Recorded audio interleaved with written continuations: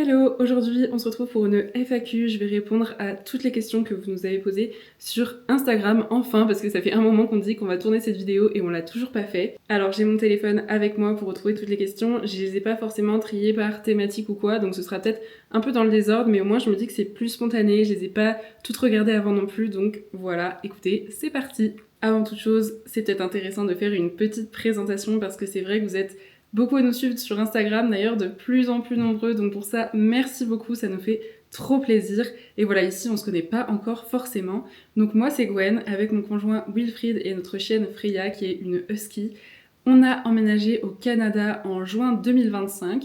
Donc ça fait à peu près 8 mois maintenant. On est arrivé dans un premier temps à Calgary, donc on habitait vraiment dans Calgary même pendant à peu près 6 mois, et là on a déménagé en début d'année pour se rendre dans une autre ville, donc on n'est plus dans Calgary même, mais on est vraiment pas très loin. Donc voilà, on est à mi-chemin entre la montagne et Calgary, et franchement c'est l'endroit idéal pour nous. On avait déjà fait une FAQ à notre arrivée, mais on s'est dit que c'était intéressant de recommencer maintenant avec un peu plus de recul, surtout que vous êtes très nombreux à nous poser des questions. Donc voilà, on s'est dit que ça pourrait être intéressant, et bien écoutez, c'est parti. Alors, la première question qu'on nous pose, avez-vous eu votre chien au Canada? Si oui, comment faites-vous avec votre job? Alors non, on n'a pas eu Freya au Canada. Wilfried l'a adoptée quand elle était chiot. Moi j'ai connu pas très longtemps après, à vrai dire.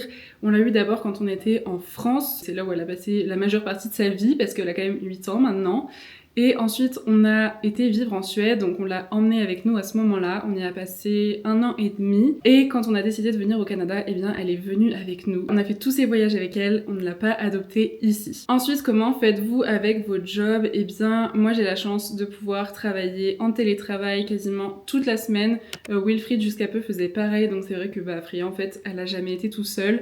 Et même les jours où on doit la laisser à la maison, même pour une journée entière, quand on doit partir quelque part où elle peut pas venir, par exemple si on va passer la journée à Calgary, bien elle reste à la maison tout simplement, elle sait très bien rester seule, il n'y a aucun souci avec ça, elle a été habituée depuis toute petite, donc voilà, franchement pour ça, pas de souci. Alors justement, une autre question à propos de Freya qu'on nous demande, comment s'est passé l'avion avec votre chien et le transport? Alors ça c'est une question que vous avez beaucoup, parce que c'est vrai que généralement si vous avez un animal, vous avez envie de l'emmener avec vous au Canada et c'est tout à fait normal.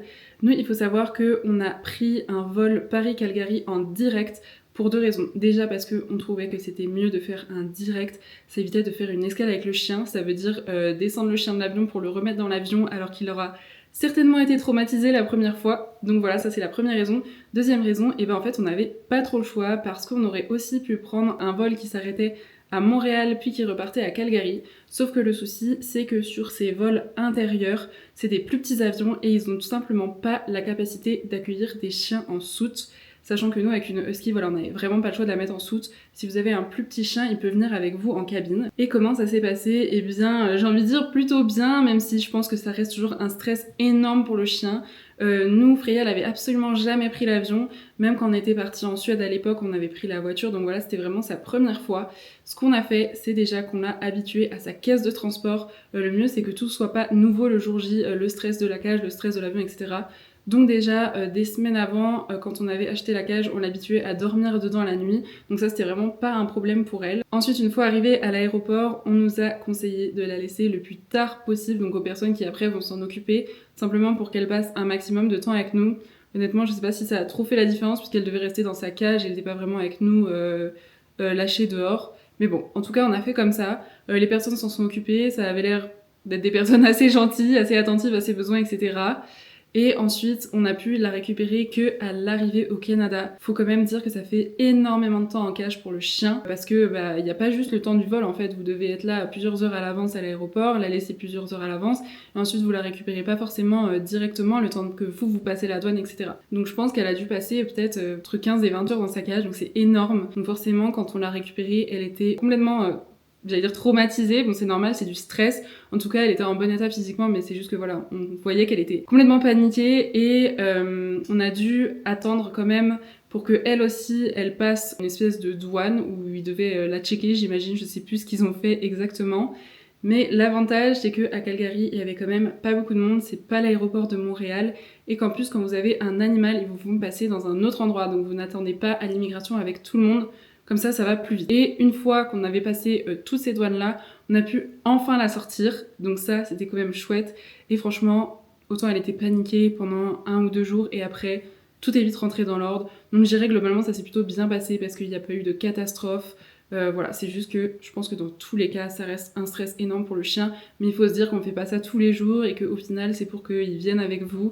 Et voilà, c'est toujours mieux que de s'en séparer, j'imagine. Alors, une question complètement différente. On nous demande, j'ai une peur bleue des ours, est-ce que vous en croisez beaucoup pendant vos randos? On ne croise pas beaucoup d'ours pendant nos randos, en tout cas, nous, on en a pour l'instant jamais croisé ici, mais il faut quand même garder en tête que vous êtes dans le pays des ours, il y en a partout. C'est pas parce que nous, on n'en a pas croisé qu'il n'y a pas des gens qui en croisent.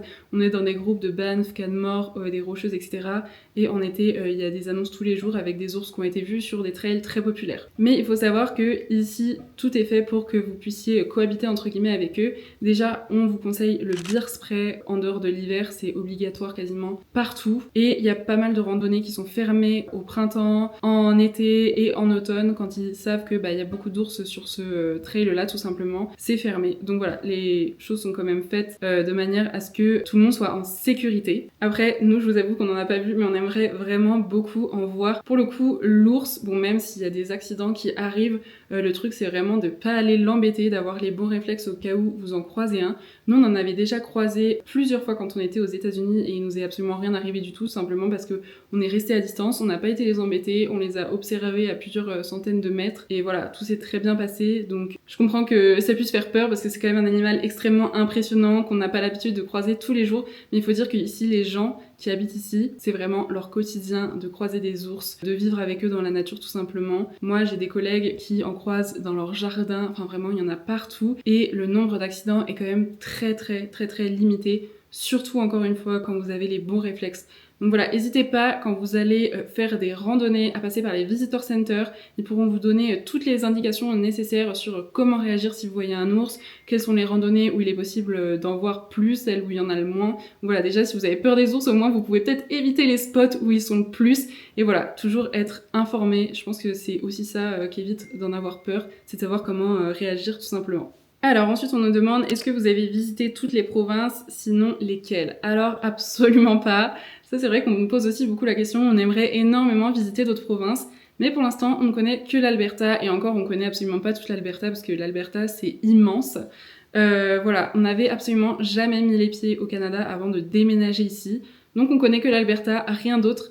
On espère bientôt pouvoir aller du côté de Vancouver et peut-être du Québec, ça c'est vraiment les deux destinations qui sont dans notre top et qu'on aimerait faire prochainement, et bien sûr lorsque ce sera le cas, qu'on ira là-bas, on vous montrera tout ça sur YouTube et sur Instagram. Prochaine question, on a prévu de faire un voyage en Alberta dans les parcs de Banff et Jasper, mais on entend de tout. Alors je sais pas trop quelle est la question là-dedans, à vrai dire.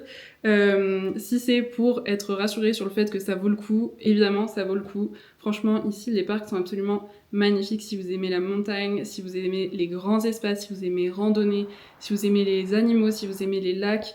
C'est absolument extraordinaire. Franchement, il y a tellement une variété de paysages à voir, d'activités à faire.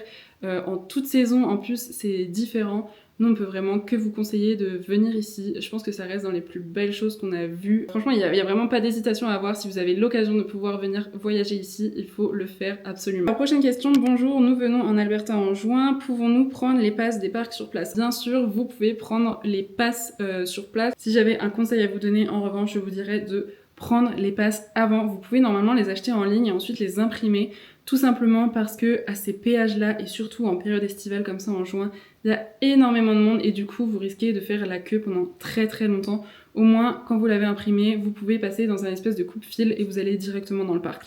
Est-il possible de profiter des paysages de fou sans faire de grosses randos, problème de santé? Alors oui, il y a beaucoup d'endroits qui sont accessibles dans les montagnes pour pouvoir profiter de paysages vraiment magnifique sans avoir de grosses randonnées à faire. Déjà il y a les coins les plus connus, Lac Louise, Lac Moraine, etc. Ça vous pouvez vraiment vous garer juste devant, sauf pour Lac Moraine où vous devez prendre des transports en commun, mais du coup ils vous déposent vraiment juste devant. Ensuite il y a plein de lieux comme le lac Peyto par exemple où vous avez juste une petite marche de 500 mètres à faire. Voilà, il y a vraiment énormément d'options pour voir des paysages de dingue sans faire de grosses randos. Même juste franchement en prenant la route qui va de Banff à Jasper ou même juste de Canmore à Banff en arrivant dans les montagnes, vous allez voir c'est déjà extraordinaire. Il y a beaucoup de choses qui sont très accessibles. Voilà, que ce soit pour problème de santé, que vous soyez en famille, que vous ayez une poussette, etc. Il y a énormément de choses à faire. Et encore une fois, n'hésitez pas à vous rendre dans les visitor centers. Il y en a dans la plupart des parcs et franchement, ils sauront parfaitement vous conseiller pour ce genre de questions. Des plans pour acheter un véhicule en arrivant. Alors, je sais pas si on serait les meilleurs pour vous conseiller, mais en tout cas, on pourra vous dire comment nous, on a fait. Il faut déjà savoir qu'ici, il y a des véhicules absolument dans tous les états qui se vendent sur le marché. Ça veut dire que vous pouvez très facilement tomber sur un véhicule qui est absolument pourri. Et donc, il y a quand même beaucoup d'arnaques. Parce que le contrôle technique est pas obligatoire. Enfin, en tout cas, c'est différent en France. Je voudrais pas dire n'importe quoi. Et du coup, voilà, c'est assez compliqué de savoir sur quoi on va tomber, surtout que quand on n'a pas de contact, quand on sait pas trop quoi acheter. En plus, ici, il y a des marques différentes, il y a des modèles différents. Quand on connaît pas trop les prix du marché, etc., ça peut être compliqué. Nous, comment on a acheté notre voiture? Et bien, tout simplement, on a eu la chance de connaître quelqu'un qui connaissait quelqu'un qui vendait sa voiture. Donc voilà, on savait que c'était à peu près fiable.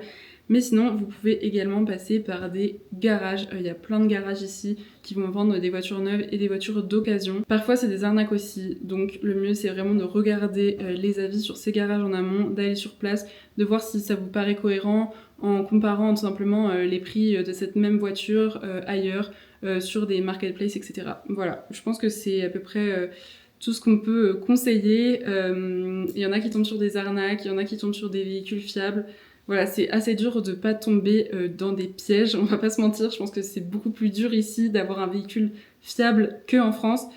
Donc voilà, faut juste croiser les doigts pour espérer tomber sur un bon garage, sur une bonne annonce ou une personne qui soit honnête quoi. Ensuite, on nous demande, avez-vous passé les tests de français pour votre demande de RP? Merci. Alors c'est vrai qu'on n'a jamais trop encore parlé de ça, mais on a fait des démarches pour la résidence permanente et donc oui, on a passé ces tests. Alors personnellement, moi non, simplement parce qu'on faisait une demande à deux et que c'était stratégiquement plus intéressant de faire passer Wilfried en tant que dossier principal, enfin je sais plus exactement comment on appelle ça, mais du coup oui, lui il a passé des tests de français quand on était en France en fait, parce qu'on est revenu un mois pour les fêtes et il en a profité pour le passer là-bas simplement parce que c'était beaucoup plus simple et rapide d'avoir des places pour le test de français en France que ici à Calgary, parce que ici les places partent à la seconde même où elles sont mises en fait. Donc il a bien passé ce test de français, je pourrais pas vous en dire plus parce que c'est pas moi qui l'ai passé, mais oui il a passé ce test là. Nous arrivons en avril avec monsieur pour le logement plutôt ouest ou est, sud, nord, en particulier pour la sécurité. Alors j'imagine que vous parlez de Calgary. Nous on connaît pas encore tous les coins de Calgary, ce qu'on peut vous conseiller c'est d'éviter l'aéroport, donc le nord-est. En fait, tous les quartiers qui sont autour, c'est vraiment les quartiers qui sont déjà pas très sympas, je trouve. Juste à voir, à se balader, c'est pas hyper sympa comme coin. Et en plus, au niveau sécurité, apparemment, c'est pas le top. Nous, quand on habitait à Calgary, on habitait du côté de Bowness, dans le... Bon, en fait, ils disaient que c'était le Southwest, mais on était vraiment juste à la frontière avec le Nord-Ouest. Vraiment, les alentours de Bowness, c'est hyper sympa. Vous avez la rivière. C'est très, on va dire, tourné pour les familles, il y a pas mal de maisons qui ont des jardins, etc. Voilà, nous on aimait vraiment bien ce coin-là. Après, si vous êtes plutôt dans le centre-ville, il y a des quartiers qui sont vraiment cool, comme Kensington, Inglewood. Après, je pense que là-bas, il faut vraiment avoir le budget. Mais si vous voulez être vraiment dans le centre, ça c'est chouette. Faut éviter tout ce qui est East Village. East Village, c'est pareil, c'est là où il y a beaucoup de monde qui sont drogués, donc pas forcément le plus sympa pour habiter. Après, on connaît aussi des personnes qui sont dans le sud, et apparemment, c'est très chouette aussi. Donc voilà. Ce que je pourrais vous conseiller, sans connaître pour autant tous les coins de Calgary, c'est d'éviter East Village si vous êtes en centre-ville, éviter les alentours de l'aéroport. Et ensuite, si vous pouvez être près de Bowness ou près du nord-ouest ou même frontière south-ouest, comme je disais, le gros avantage c'est que vous êtes beaucoup plus rapidement à la montagne que si vous êtes dans le sud, simplement parce que vous n'avez pas toute la ville à traverser. Et ça, mine de rien, on l'avait pas vraiment calculé au début. Et franchement, c'était un très très gros avantage. Ensuite, on nous dit, vous pouvez faire venir le soleil pour la semaine prochaine, on arrive visiter Calgary. Bon, depuis, le voyage est terminé, parce que c'est vrai que je prends ces questions assez tard et je crois que votre voyage est terminé. En tout cas, il faut savoir que ici, le petit nom de Calgary, c'est Blue Sky City. Il y a vraiment un ciel bleu la plupart du temps et c'est hyper agréable. Voilà, on sait que les hivers sont rudes, mais franchement, avoir du soleil tout le temps comme ça, enfin je dis tout le temps, bien sûr ça arrive qu'il n'y en ait pas, mais en avoir très souvent, c'est hyper bon pour le moral, c'est hyper agréable de vivre ici pour ça. Donc si vous venez, ne vous inquiétez pas pour le soleil. Comme je disais, bon, il y a forcément des jours où il fait un peu gris, déjà quand il neige, forcément il fait gris, ça arrive en été qu'il pleuve un peu, mais franchement, c'est quand même un climat très très agréable. Alors ensuite, j'arrive à Calgary fin mars avec un PVT. C'est comment le marché du travail en Alberta en ce moment? Le travail, c'est vraiment un point un peu compliqué ici. Je crois, sans dire de bêtises, que l'Alberta a en ce moment le plus fort taux de chômage. Donc voilà, c'est pas évident. En fait, de ce qu'on a pu comprendre, et c'est un peu curieux, mais plus on a des qualifications ou plus on recherche dans un domaine précis, plus c'est compliqué de trouver du travail ici. C'est-à-dire que si vous êtes vraiment prêt à pouvoir prendre n'importe quel job, c'est-à-dire franchement si vous voulez aller travailler chez Tim Hortons, si vous voulez aller travailler chez McDo ou aller couper du bois, etc., ça, vous avez quand même plusieurs opportunités qui peuvent se présenter. Voilà, allez tout simplement frapper aux portes de votre quartier, de votre ville, et je suis sûre que vous tomberez sur quelque chose. En revanche, si vous cherchez quelque chose de très particulier, hormis peut-être être dans un domaine où il y a vraiment besoin de monde, et je connais pas tous les domaines, donc ça va être difficile de répondre, mais c'est assez compliqué. Je vois par exemple Wilfried, il travaille dans l'informatique, le web design, et c'est vrai que le marché est très tendu en ce moment. En fait, il y a beaucoup plus de demandes que d'offres, donc voilà, c'est un peu compliqué de trouver une opportunité. Je suis pas mal les groupes Facebook des Français ici, et même des Canadiens qui vivent ici, et il y en a beaucoup qui ont du mal à trouver un job, donc voilà. Moi, ce que je peux vous conseiller, c'est d'arriver en ayant un job en télétravail. Ça, franchement, c'est tellement de stress en moins parce que vous arrivez de manière confortable, vous avez déjà des revenus, ça va être beaucoup plus simple pour vous de trouver un logement et surtout vous avez ce stress en moins de devoir trouver un travail rapidement pour survivre parce que il faut quand même dire que le coût de la vie ici est assez cher. Bon, à moins d'avoir énormément d'économies de côté, moi je trouve que c'est toujours une sécurité, donc voilà, si vous pouvez faire ça, franchement, on vous le recommande. Ensuite, on nous dit vos meilleurs conseils, je rêve de vivre ici depuis toujours. Alors je comprends tout à fait, le Canada, c'est mon rêve depuis que je suis vraiment toute petite. Moi j'aurais qu'un conseil à donner, franchement, si vous pensez au fond de vous-même qu'il y a quelque chose ici pour vous, que c'est un pays qui vous attire vraiment, même si vous n'êtes jamais venu, comme nous on n'était jamais venus avant, bah franchement il faut absolument tenter l'expérience, au moins vous n'aurez pas de regrets. Il y a tellement de belles choses à voir ici, que ce soit en Alberta et même au Canada, c'est un pays tellement vaste avec des paysages différents, même on va dire des cultures différentes en fonction des provinces. Il y a forcément quelque chose, un endroit qui va vous plaire. Donc voilà, si l'aventure vous tente, franchement, il faut se lancer. Encore une fois, je pense que ne pas le faire, ce serait regretter par la suite. Voilà, même pour ceux qui viennent en ayant une expérience qui malheureusement leur plaît pas forcément, qui décident de repartir en France, ils auront toujours appris quelque chose, ils auront toujours vécu quelque chose qui les a fait grandir. Donc voilà, je pense que dans tous les cas, il y a forcément du bon à prendre. On est vraiment 100% Canada parce que là j'ai la petite tasse Big Bear de chez Canmore. On adore ce magasin, si vous nous suivez sur Insta, vous savez sûrement que c'est un de nos magasins préférés, que ce soit à Banff ou à Canmore. Si vous voulez acheter des souvenirs, des sweets, etc., nous on trouve que c'est vraiment ici qui sont les plus beaux. Ensuite, une question par rapport à l'alimentation pour changer un peu. Hello, niveau alimentation, des difficultés à bien manger, coûts, fruits, légumes, etc. Alors, on n'a pas vraiment de difficultés à bien manger parce que ici, les supermarchés, même s'ils sont un peu différents de ceux de France, globalement, on retrouve quand même tout ce qu'on veut. Vraiment, voilà, vous avez même des supermarchés qui sont énormes, comme les Walmart, etc. Donc voilà, on trouve vraiment de tout. Par contre, on trouve quand même que la qualité est inférieure à celle qu'on peut avoir en France, que ce soit sur les fruits et légumes, ou même sur le reste des produits. Il faut aussi savoir qu'ici, il suffit vraiment pas les saisonnalités, peut-être parce qu'il y a beaucoup moins de choses qui poussent dans le pays, mais par exemple, vous pouvez très bien avoir des fraises ou des framboises en plein hiver. Enfin voilà, vous allez trouver de tout le temps. Donc voilà, pour nous, c'est pas forcément de gage de qualité. Je pense qu'il y a moins de choses locales. Bon, il y a aussi le climat qui fait ça, c'est une certaine logique, mais voilà. On arrive vraiment à bien manger entre guillemets parce que déjà, nous, on cuisine tout nous-mêmes, donc on n'achète pas de plats préparés. Et vu qu'on trouve de tout, bah, on peut faire à peu près ce qu'on faisait en France. C'est juste que je pense que niveau qualité, voilà, c'est un peu moindre. Par contre, si on parle des restaurants, il y a vraiment de tout, c'est pareil. Bon, faut dire que Calgary, c'est une ville énorme, c'est très cosmopolite, donc si vous voulez manger japonais, si vous voulez manger indien, si vous voulez manger chinois, italien, vous trouverez absolument de tout. Donc pour ça, c'est trop chouette. Bon, je parle en tant que personne qui vient de la campagne aussi, donc pour nous, c'est vrai que c'est un gros changement. Mais voilà, franchement, on arrive plutôt bien à s'alimenter. Au niveau du coût, c'est assez difficile à vous dire, tout simplement parce que ça fait quand même un moment maintenant qu'on n'habite plus en France, donc on a beaucoup de mal à faire des comparaisons. Nous, on trouve que ça reste correct. Je pense que c'est à peu près l'équivalent, si on remplit un caddie, c'est à peu près l'équivalent de ce qu'on peut trouver en France.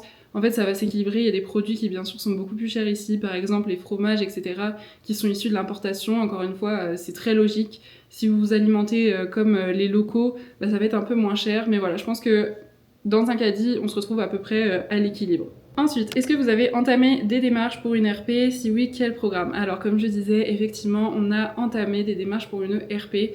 Nous, notre souhait en venant au Canada, c'était vraiment, si ça nous plaisait, de nous établir ici sur le long terme, donc d'y rester. C'est vrai qu'avant on habitait en Suède, avant en France, on avait vraiment envie de se poser quelque part, et le Canada, ça a toujours été notre objectif. Donc on s'est dit assez rapidement, si ça nous plaisait, qu'on allait se lancer dans les démarches de RP. C'est ce qu'on a fait. Je sais plus exactement quand on s'est inscrit, mais peut-être au bout de 5-6 mois. Et pour quel programme? Eh ben nous, on a fait le programme Entrée Express. Donc voilà, on croise les doigts pour que tout se passe bien. On vous donnera des nouvelles dès qu'on en a. Écoutez, je passe à la deuxième série de questions parce que j'avais posté 2 boîtes à questions en différé. C'est comment la ville au niveau travail et logement? Bon, le travail, du coup, je vais pas forcément revenir dessus. Au niveau logement, si on parle de Calgary, Calgary en ce moment construit énormément. Il y a des constructions d'absolument partout. Donc je pense qu'il y a clairement plus d'offres que de demandes. Donc pour trouver un logement, franchement je trouve pas que ce soit compliqué. Nous on a trouvé assez facilement en étant à distance, en n'étant jamais venu ici. Il y avait quand même pas mal d'offres. Le seul truc c'est que si vous avez vraiment un tout petit budget, là ça peut être plus dur. Pour le coup, il va peut-être falloir se tourner vers soit juste des basements, soit une chambre chez l'habitant, soit une colocation. Mais voilà, si vous avez un budget, j'allais dire classique, entre guillemets, j'aime pas trop dire ça, mais si vous avez quand même un minimum de budget, surtout si vous avez un travail en télétravail, vous pourrez accéder à des logements un peu plus grands. Il faut savoir qu'ici, tout est beaucoup plus grand qu'en France. Donc ça, c'est chouette. Par exemple, les logements, je pense que si on les compare à Paris, ça n'a rien à voir. Ici, pour le même prix, vous allez avoir vachement plus grand, vraiment beaucoup plus grand. Donc voilà. Nous, on n'a vraiment pas eu de soucis à trouver un logement. Quand on a voulu déménager avant qu'on vienne ici, on a revisité plein de trucs, c'est pareil. Voilà, aucun problème là-dessus.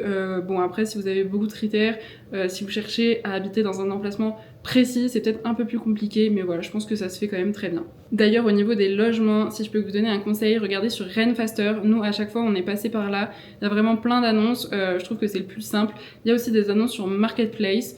Donc voilà, ça c'est les 2 sites principaux qu'on peut vous conseiller si vous cherchez des logements. Ça vous permet aussi, si vous n'êtes pas encore au Canada, d'avoir quand même un bon aperçu sur les prix et sur ce que vous pouvez avoir en fonction de votre budget. Prochaine question. Hello, nous envisageons de partir en Alberta, mais un de nous deux ne parle pas anglais.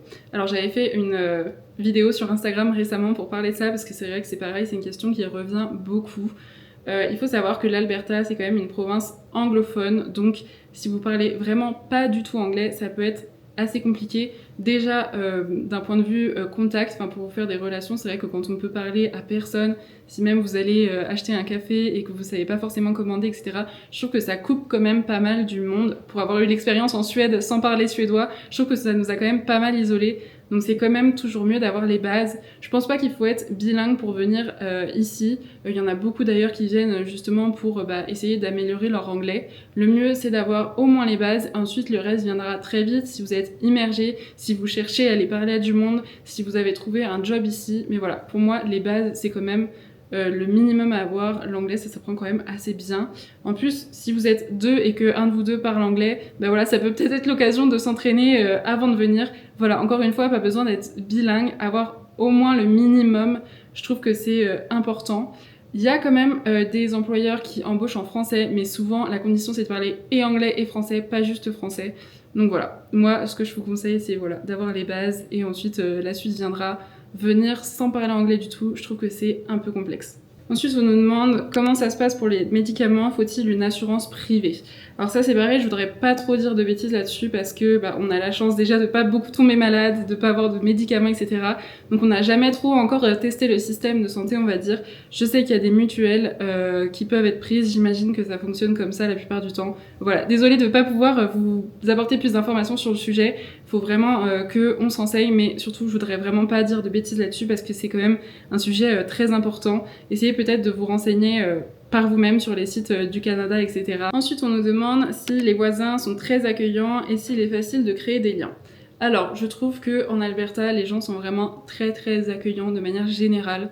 Franchement, tous ceux qu'on croise la plupart du temps, ils sont adorables. D'ailleurs, c'est un peu l'occasion de vous partager une petite histoire pour vous dire à quel point ils peuvent être gentils. La dernière fois, Wilfried avait des réparations à faire sur la voiture, donc il les faisait dehors, dans notre allée, tout simplement. Et sans rien demander, il y a des voisins qui sont venus avec leur outil aider. Ils ont passé 1 heure à aider Wilfried à réparer la voiture. On leur avait absolument rien demandé, et d'ailleurs, on ne les connaissait pas encore parce qu'on venait d'arriver. Donc voilà, c'est pour vous dire que les Canadiens sont quand même, enfin en tout cas en Alberta, sont quand même très très gentils. Pareil, à chaque fois qu'on va dans un restaurant, dans un café, qu'on croise des gens, ils sont globalement tous très très gentils. On n'a rien à dire là-dessus. En revanche, est-ce qu'il est facile de créer des liens ? Ça, je pense qu'on n'a pas encore assez de recul pour vous le dire, et malheureusement, on a assez peu de temps off, donc on n'a pas beaucoup de temps à passer à se créer du lien avec les personnes ici. Je sais qu'il y en a beaucoup qui disent que les Canadiens sont très accueillants, mais que c'est un peu difficile de rentrer dans leur cercle ou vraiment de tisser des liens profonds. Je pense que chaque pays est différent et que effectivement l'amitié ne doit pas avoir le même fonctionnement que ce qu'on a en France. Voilà, nous pour l'instant c'est vrai qu'on ne sait pas encore tisser de liens très profonds avec des Canadiens ici, donc je ne saurais pas trop répondre à cette question. En tout cas, ce qu'on peut dire, c'est que pour l'instant on les trouve très très accueillants, très serviables et très gentils. Ensuite, on nous demande le coût de la vie, une consultation médecin, prix assurance auto, courses, etc. Alors je pense que là-dessus, on fera vraiment une vidéo dédiée parce que ça prendrait beaucoup de temps et qu'en plus, il faudrait que j'ai vraiment mes notes avec moi pour vous répondre. Voilà, donc je pense qu'on fera une vidéo dédiée là-dessus si ça vous intéresse. N'hésitez pas à nous le dire en commentaire. Ensuite, on nous dit, quand vous dites que le coût de la vie est cher comparé à la France, Paris, est-ce que c'est semblable ? Alors, on n'a jamais habité à Paris, donc c'est un peu compliqué de dire, mais je pense que non, c'est absolument pas comparable à Paris. Quand on voit le prix des loyers à Paris et ce qu'on a pour ce loyer-là, quand je vois qu'il y en a qui payent une fortune et qui ont juste, on va dire, un mini-appart dans des combles, non, ici c'est pas du tout comme ça. Disons que je trouve qu'on en a un peu plus pour notre argent.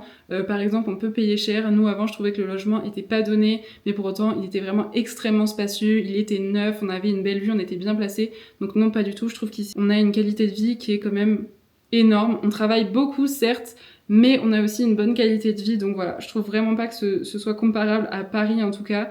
Après, peut-être que c'est comparable à de plus petites villes en France, mais voilà, encore une fois, ça fait longtemps qu'on n'y est plus. Même quand on habitait en France, on habitait en campagne, donc voilà, c'est très dur à dire, mais c'est sûr et certain que comparé à Paris, le coût de la vie est beaucoup plus accessible ici. Bon écoutez, c'est terminé, j'ai répondu à toutes les questions. N'hésitez pas, si vous en avez d'autres surtout, à nous les poser tout simplement en commentaire ou à venir discuter sur Instagram. C'est vrai que du coup, maintenant que vous êtes de plus en plus nombreux, on tarde parfois un peu à vous répondre, mais franchement ça nous fait tellement plaisir qu'à chaque fois on essaie quand même de le faire.